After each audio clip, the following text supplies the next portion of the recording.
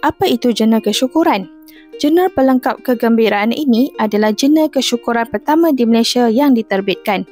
Oleh kerana jurnal kesyukuran ini jarang diketahui masyarakat Malaysia, jadi pada awal jurnal ini kami terangkan apa itu konsep bersyukur, kepentingan bersyukur dalam Islam, kelebihan menulis jurnal kesyukuran dan cara menulis jurnal kesyukuran. Sebenarnya, ada banyak cara untuk menulis apa yang disyukuri setiap hari.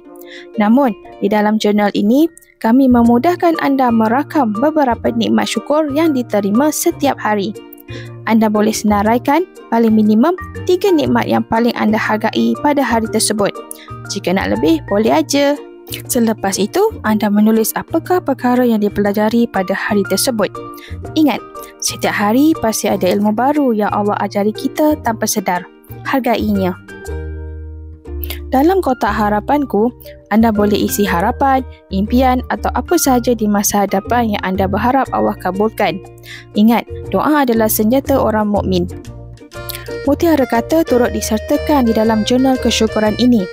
Ia bagi membantu memotivasikan diri penulis dalam merekodkan peristiwa setiap hari.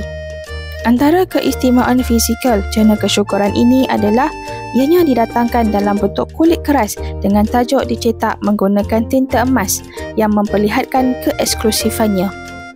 Jurnal pelengkap kegembiraan ini mempunyai beberapa muka surat berwarna dan dicetak di atas kertas berkualiti yang tebal bagi memudahkan penulis menulis menggunakan apa sahaja jenis pen tanpa meninggalkan bekas dan tulisan di bahagian muka surat belakang. Jurnal ini dijahit bagi memastikan penulis dapat menulis dengan selesa di setiap muka surat tanpa perlu risau muka surat tercabut. Selain itu, ribbon penanda turut diselitkan bagi memudahkan penulis mencari balik muka surat terakhir.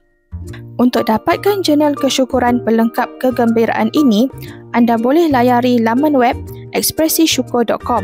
Jangan lupa hadiahkan juga untuk yang tersayang. Ingatlah bahawa bersyukur bukan kerana sempurna, tetapi kerana rasa cukup.